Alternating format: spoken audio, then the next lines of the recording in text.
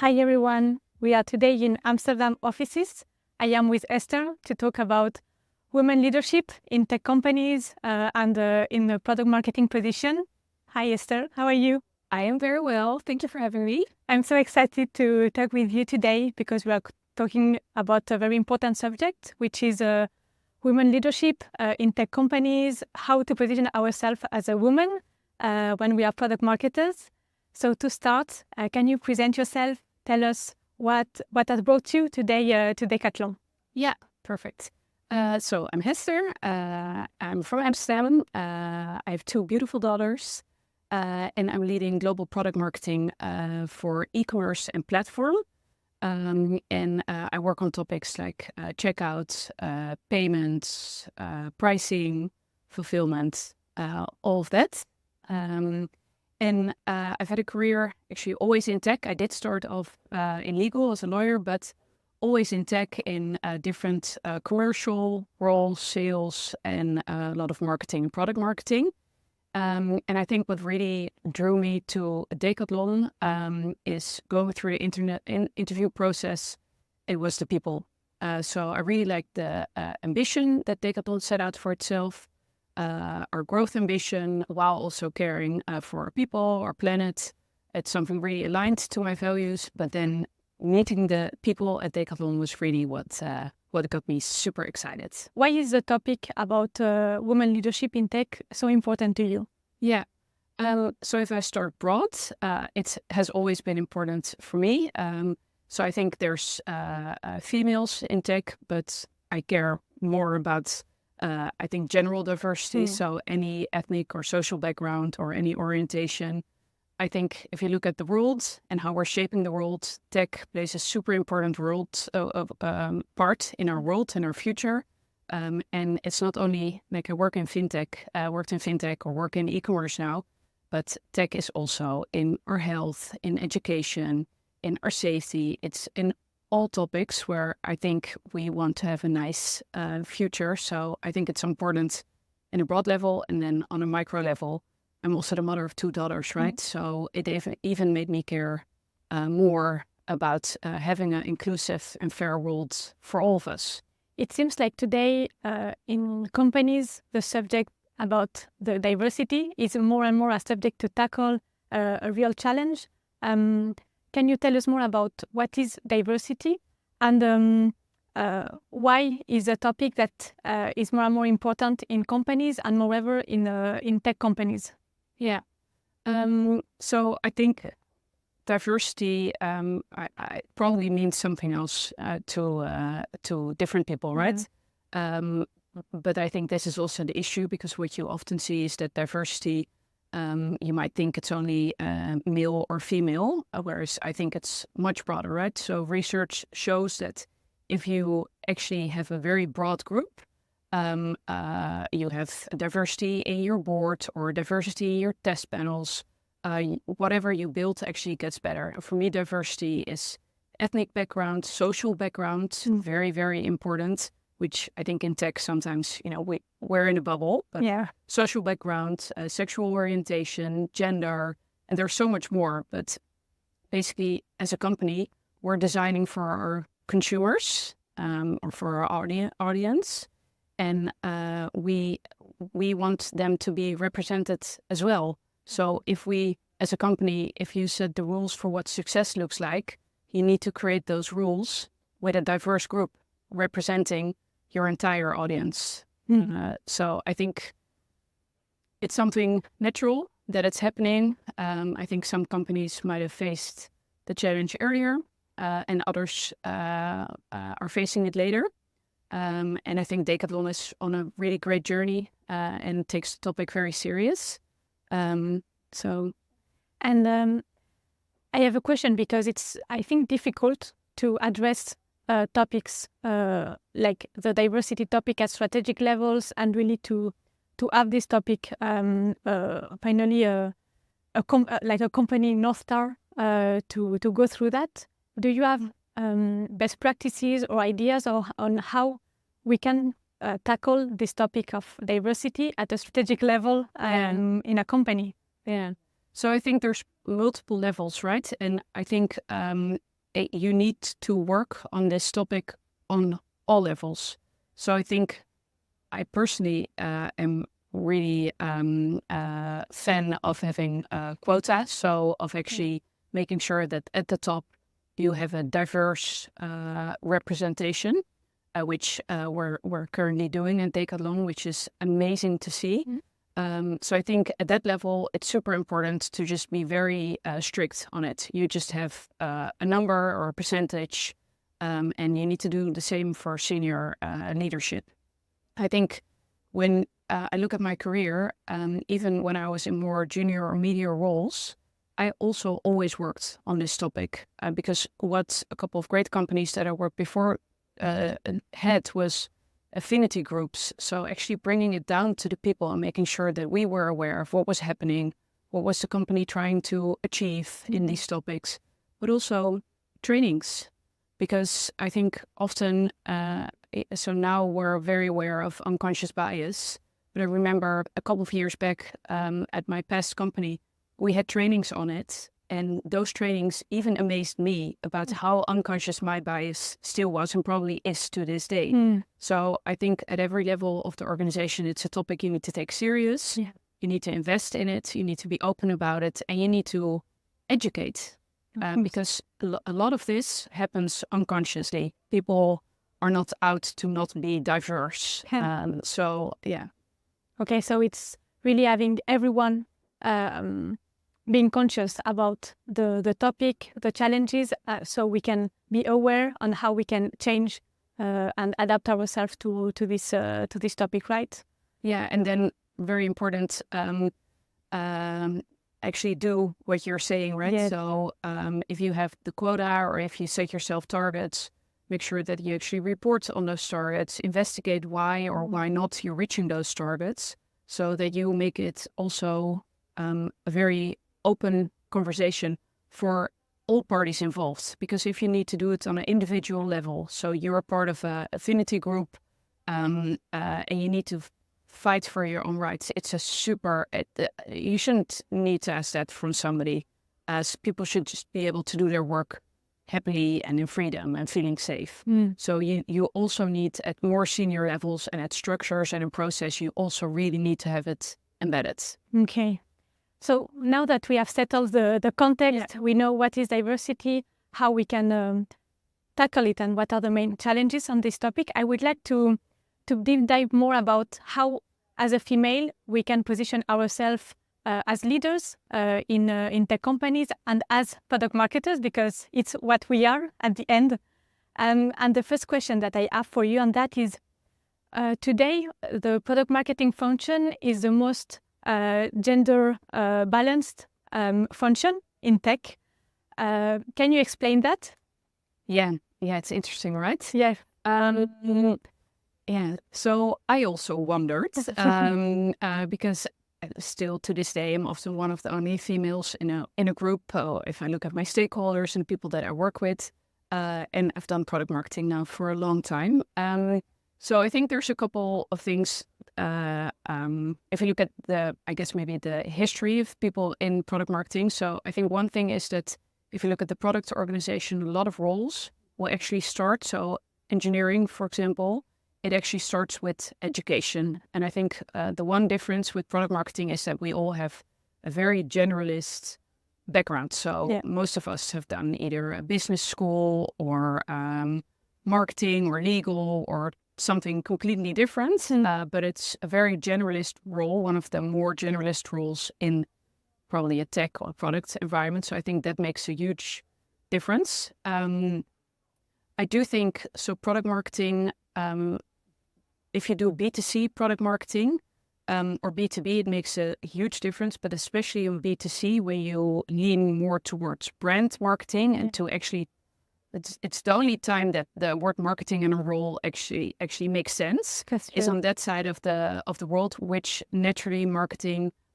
it is more of a pink ghetto, I think we call that, where you already have by nature more females that have education or background in it that would apply for a role. You have more representation, so it makes it more attractive. So I think that's something that causes it, if you look back on sort of our education, where we come from, but also I think the nature of the role. It's actually quite a difficult role, I think, for females too. It's more difficult for a female because it's a role, it's fairly new, and it's a role that is about building synergy and alignment and building bridges between the consumer, between your commercial teams, marketing teams, your product teams. So I do think it's a role, this stakeholder management is maybe something that comes more natural. Yep. So there it makes sense, but I think we did get ourselves into a tough position because it's also a role where we always need to negotiate about what we can actually work on, because we sort of exist in between all those other roles, and there's always a little bit of, opportunity to figure out who works on what between a marketing and a product team or a commercial team. Yeah, and find the right place. Yeah. And how are we going to work with all these different kind of organization and departments? Yeah, which is also, product marketing is a very broad role, right? So you also bring your own sets of talent and your own personality. So one product marketeer can be very, very different from the other, meaning that the role and interpretation and understanding of the role can also differ, because your experience can be so different between working with different PMMs or different companies. Yes, and it's usually what we see, like any PMM, even at Decathlon, we are nearly 20 PMMs and we all do different things. Yeah. And that's really interesting to see, depending on our background, the studies that we've done and the past career, how we focus ourselves as PMMs. And it's very interesting. Is there any pitfalls, let's say, about the product marketing function as when we are a woman, that we should be careful or better manage to really be the best as product marketeers? So I think I'm going to call it an opportunity, because it really is an opportunity. But so for me, but again, I've always worked more on the B2B side of product marketing. So for me, it's really 50-50 between work that you do that you could call discovery, and then work that you could call delivery or marketing or that side. And I think the work that you do on discovery, having that knowledge and having those insights and having your skill sets to do it in a correct manner so that it's valuable for the company, I think that is one of your greatest assets that you can have. And especially, so what I always hear and what I'm also working on, I'm generalizing now, but what I often hear from females is that, it's difficult to speak up, and especially if you're not 100% sure, and if there's stronger voices in the room that at least sound very sure. It's very generalizing, but if I then take that for a truth, I think it's super nice that we, in our role by nature, a part of our role is actually working with these insights. So I would always say, if females around me find it difficult to speak up, like, know your things. So focus on something, know it well, and then start building your confidence that you did the research. You are sitting on that data, and that's gold. So I would really, focus on that. Okay, super interesting, because I think it's what you say. It's something that whether we are in product marketer or not, it's always something that is starting, and even more when we are starting our career, because we talk with so many stakeholders, more senior people, and it's sometimes difficult to just say what we want to say because we don't know if we have the role to do it, to say it. So it's very interesting. Yeah, and what I think what I can add, so when you, especially at the start of your career, so when you're going to learn how to do research or have focus groups or do interviews, a product marketing skill is also asking the right questions, right? And that skill you can take with you in any interaction with any stakeholders. So if you feel unconfident about maybe saying that you know it, you can also just ask a very smart question and indirectly show that you might know more, or you're actually an expert on the topic. It has always helped me a lot when sometimes it's easier to just ask a question instead of just going in. Asking the good question, right? Yes. Yes, I would like to have more advices from you when we are starting our career in tech and as PMMs, do you have advice or best practices to really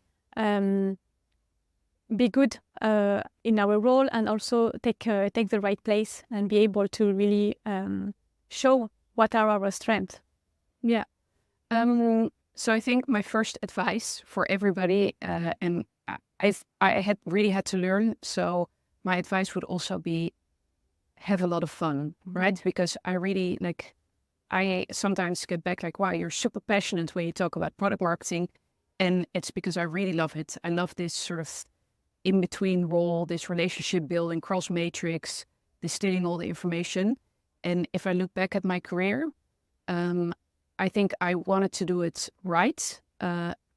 So I just worked really hard and I tried to really know everything and I took it very, very, very serious. And I realize now that I grew a little bit older and I advanced in my career and I realized that just having fun, having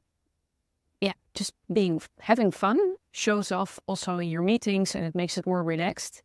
But of course, being able to have fun, it has some requirements, right? So I think it's super important. Find a place where you feel safe and at home. So of course, it's depending on your profile. Of course, you want a limit of being challenged and inspired, and you get that often by not being always super comfortable. You need to aim for something. But in that, having a good manager is super important because you need ambassadors, allies, you need somebody to vouch for you when you're not there. You need somebody to maybe explain certain behavior if maybe you were insecure at time or if you're afraid to maybe send out an email to a large group, there's somebody there that can help you. So I think having a safe space, having a company that fits you, where you just have fun, that you're really aligned with what they do, you really you think it's cool what they do or you're proud of what they do, I think it just makes it really authentic. So I think management is super important. I think another thing that we talked about, and I just did it, it's funny, but I think you can also be very proud of the work that you do. So if you know things, so if you've done your research, if you know your facts, like just be confident enough to actually, no matter what your position is, like maybe you need to ask some advice on how you actually bring it to the world, but not so many people have time to really dive into it and to really do a lot of research. So even senior people will often be happy with the quality, with the work that you did. If it's high quality and you just focused on one thing and you really dove into it, it's always valuable. So it's better to focus on one thing and do it really well than doing the multitasking, because as a product marketer it's also difficult because we have so many different topics from strategic to operational things to do. And it's sometimes difficult to choose what to do and to define and to know what topic will have the higher value and will impact the more the company, the actions, and at the end, the perception that other people have from us.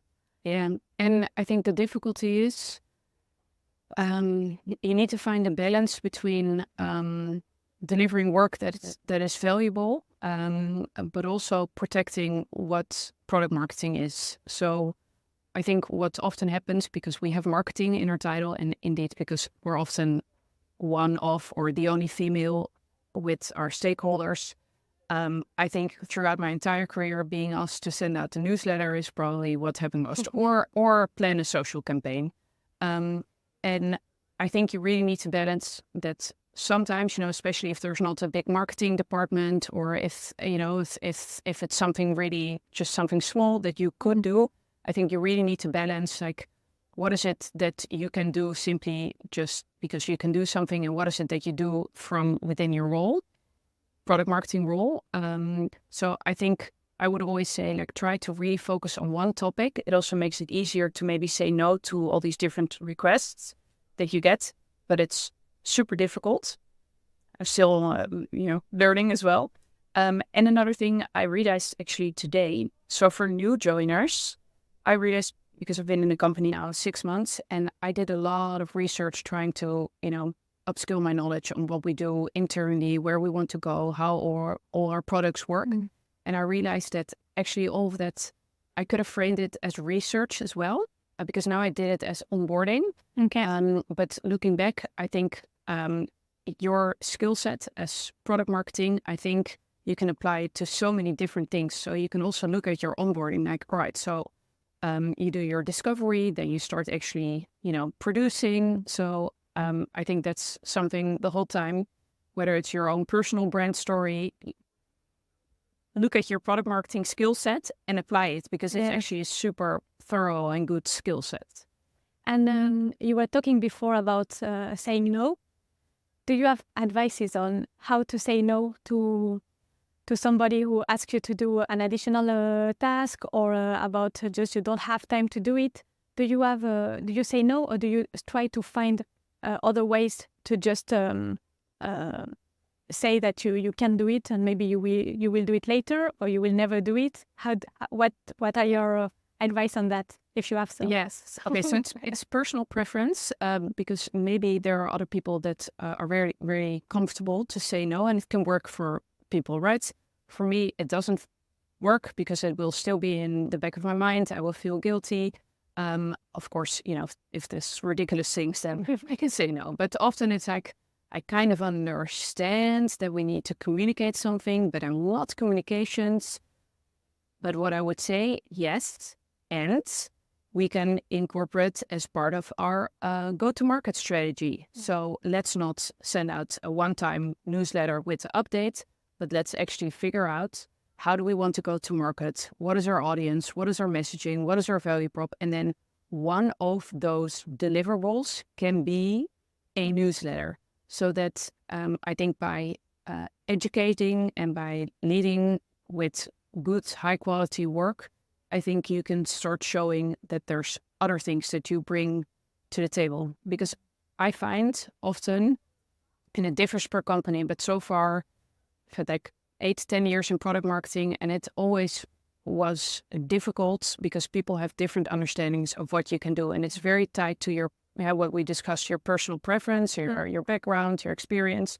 So I think saying no is, for me at least, never the right way. Ask them what is behind it, and how can you then, if you know the question behind the question, how can you then move into more of a product marketing deliverable or action that would fit into the role more. So again, it's also asking the good questions, right? Yeah. But I must say, like, I'm again very B2B product marketing. So this, like, know your stuff and really diving, doing research, asking the right questions. I think it's something that is super important in my role. What are, for you, the best practices for senior stakeholder management? Because it also happens a lot as a PMM that we have many stakeholders. Sometimes it's senior stakeholders. And how to make sure that we have a seat at the table, that our voice is heard. How do you deal with that? Yeah. So it's a little bit of the what we just said, but then I'm also going to change the answer a little bit. So I think one important is, so ask the right questions, but that doesn't mean you need to proactively always ask the right questions, right? But really understand what are their goals, what are their struggles. So you need to understand their perspective. So where are they coming from? What do they care about? I think in one of my previous companies, we always said, in whatever work we did, so what's the so what for your audience, right? And that, I think you really need to know that. And then the second piece of my answer would be that I really had to learn that over time. So by nature and also by role, we perform better the more that we know. But what I really had to get comfortable in and more comfortable in, and that came by growing your skill set, by becoming more mature, by becoming more confident, is sometimes you need to be able to roll and start doing work without somebody holding your hand. As in, people want, senior leadership will not be able to provide you all the details. and hold your hand, but you should be able yourself to quick start because you have your PMM skill set. You should look at a question, and if the question is unclear to you, you just dive into it. You try and get the information about what is possibly meant and what could be behind it. And you need to be a self-starter and really start being able to show already your value. So maybe you don't know all the details, but start adding value. And I think also what we now often do in hiring, we will always try and send out a case that is exactly around this. So how do you make a go-to-market plan without knowing the facts? Can you say, all right, this is where I would want to know this data. I don't have it, so we're going to run with a market trend. It's 80%. We're just going to say that it's this number, for example. I think that really shows an ability to do the work without somebody there really holding your hand. How also one of the main subjects when we are starting our career and that we want to go to the next level, it seems difficult to be able to advance and to say, okay, today I'm a PMM. What do I have to do to be senior? How do I get to be a lead, a VP, director, etc.? How do we get to the next step of our role? Yeah. So I think the first question is you really need to have a conversation with yourself. Why is it that you want that? So is it for recognition? Is it for impact? Is it for responsibility? Like, what is really behind it? Because again, it's important for yourself to know, because otherwise you might want to strive for something, and then it turns out that you did all the hard work and it's actually not giving you what you want. And also, if people are saying, oh, I don't want that role. I did that once in my career as well, and I was challenged. Like, why is it that you're saying that you don't want that role? Is it to protect yourself, or are you? Is it not something that you like? I think it's also something you need to discover for yourself. So if you want it, why do you want it? If you're saying that you don't want it, discover for yourself, why not? And then I think if you decide that you do want it, or I think in general, we females, we need to learn how to negotiate. And I think negotiation is now this, or for often, I also hear that from my friends, it's this super difficult conversation, and often negotiation, it can be about any topic. It can also be about what kind of projects that you work on, who do you partner with, what meetings are you invited to or not, whatever, what do you do with your holiday, negotiation is everywhere. And often, sometimes, yes, it's about compensation, and those are very, very difficult conversations. But I think for you to have fun in your role is negotiate. And by negotiation, I really mean, so what is it that the other person wants, and what is it that you want? So what is it that your manager is expecting you to grow in? How can you show that growth? So get really clear on it, and then try and work for it, but also still have fun while doing it, right? Because so there's a goal and ambition. And I think it's really good to be ambitious, but also it's a journey, and you really need to enjoy the journey to it, right? Because it's about learning, it's about getting more comfortable to maybe talk about your salary or your compensation. You need to get more comfortable to have a friendly and light conversation to ask the question, so why are my male peers in this role? Or why are they invited and not me? Like, what is it that's that I can maybe improve, or so it's really understanding, knowing what is expected, being really clear on how you're going to measure it and start measuring it. So make sure you make clear agreements on it. And then I think another important thing is your personal brand story, right? So every couple of years, especially if you just landed a new role, you want to grow to your next role, think about, why do I want it? And what is my story to get to there? So again, use your product marketing skills. What is your story to get to there? Because I think you might feel that you've earned it, but you also need to show the world. More importantly is that the world feels that you are ready for it, and that you will succeed, and that you actually accomplished everything that was required for you to get to that next level.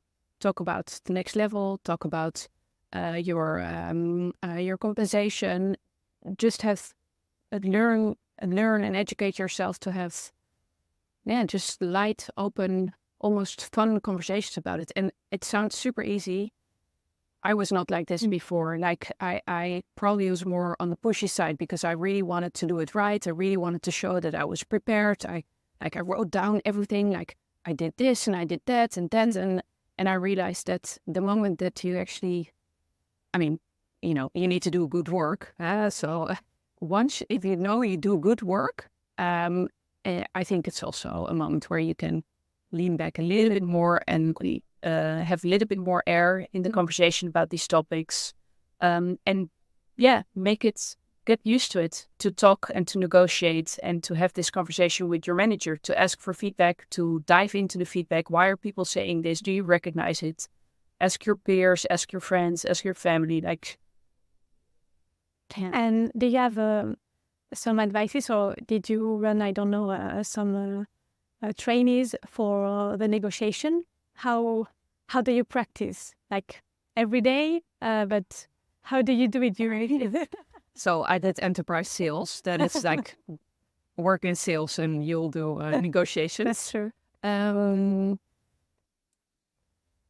So I think in the question itself, it shows that it's such a big foreign topic, right? But I think if you look at negotiation, now with my kids, I'm negotiating with them the entire day about what they want on their bread, about how late they want to go to bed. Like it's negotiation. So somewhere, a big group, also probably a lot of males are right. So just in general, negotiation became this scary thing because it's about hierarchy. It's you're dependent on what somebody hire or whatever they have at least some power over you.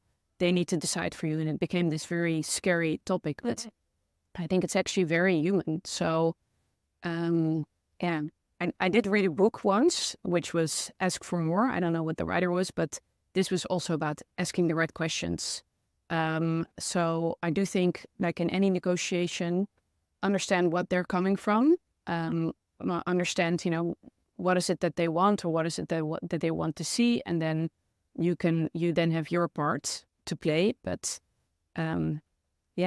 just practice. Do it in every day. Do it with your phone company. Do it with your internet company. Do it when buying a car. Just try it.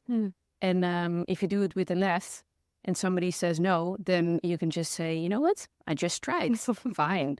And one controversial question for you: are titles important? Because we are talking about this.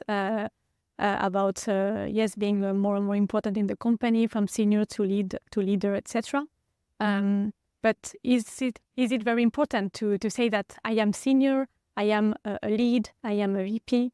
What do you think about that? Yeah, so I think it differs per company, because I also worked in a scale up where it really didn't mean so much because you had a big team, or I had a big team anyway, so it meant a little bit less.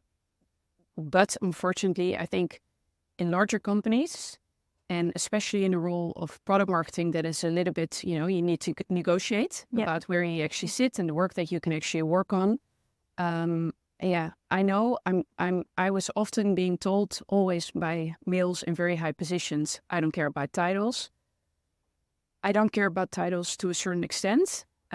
So I think if you have a team, it doesn't really matter anymore, but especially if you're an individual contributor, I do think it matters because it's one thing less that you need to find your position in, right? Because you already earned it. So yes, I think in some situations it can help you. I think you should also be able to, have your seat at the table without that title. So it's important, but it shouldn't be so important. But also going back to one of the earlier things that I said, right? So why is going to the next level important for you? And if one of those things, for example, is recognition or feeling more confident or not always having to explain what you do or what your level is, or for example, if you're a little bit younger or you look younger, you're always seen still as like an assistant or a junior, then yes, having a title is something that can really, really help you. And then a lot of people will say, "Oh, it's not important." I've been I think now I get to the point where for me, indeed, it's maybe a little bit less important because I have my team, I know my worth, I have my responsibilities. I had fancy titles, I have less fancy titles.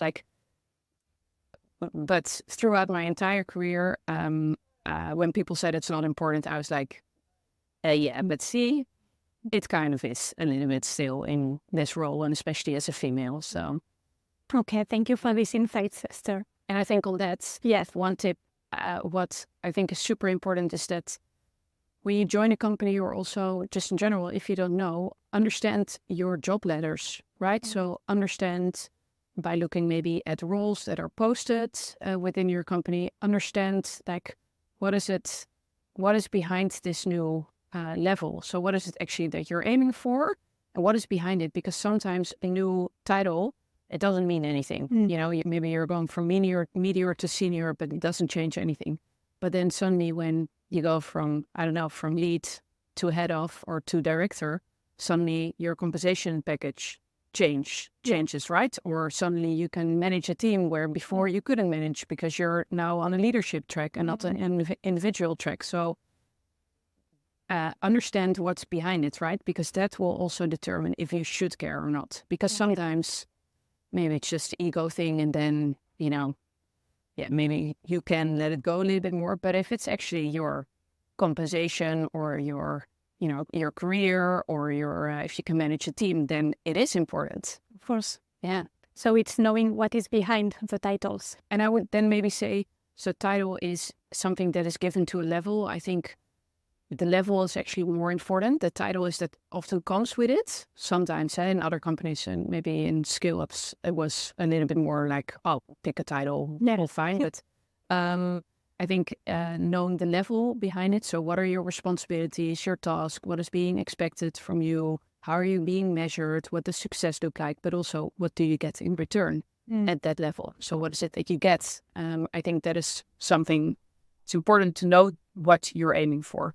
We can end with the three last questions of the podcast that I asked to all my guests. Yeah. So what is the next subject or next topic that you would like to hear in the podcast? Yeah, right. So I'm going to stay true to I guess, my fintech background a little bit. But I think there's an awesome lady. She works at checkout.com. Her name is Alyssa Gibson-Wood. She's the VP of product marketing there. I spoke to her a couple of years back at Money 2020, an event. And I think she's doing an awesome job because it's a complex product, but they have really, really clear messaging. So I'd love to learn from her. And we talk about some resources, books. Do you have any additional book that you recommend to better to better work and to really leverage our strength as women in the tech company? Yeah. So I really had a long think about this because I've listened and read a lot of business books, but I think in the end my tip would be read for relaxation and for joy, because I'm an avid reader, and I think it's super important to also have reading as something to relax and not go to bed with a business book. But in the middle and on this topic, I read an amazing book last year, Lessons in Chemistry by Bonnie Garmus. And I think they're making a movie out of it now, but it's exactly about this. So females trying to have a career in a time where that was not very normal. You had to be a housewife. So it's I think a beautiful story, but it's really fun and relaxation. And where can we reach you? Yeah, so LinkedIn only. I did a social detox a year and a half ago, and I stayed in it. It's really good for me. So LinkedIn, Hester Van Gool, you can find me there. Great. I will put all the information in the description of the podcast. Yeah. Thank you, Alota. It was great talking to you. Yeah. Thank you very much, and also for letting me learn from you, right? These questions I think are really inspiring. Also. Yeah, with pleasure. Yeah. Thank you. Bye. Bye-bye.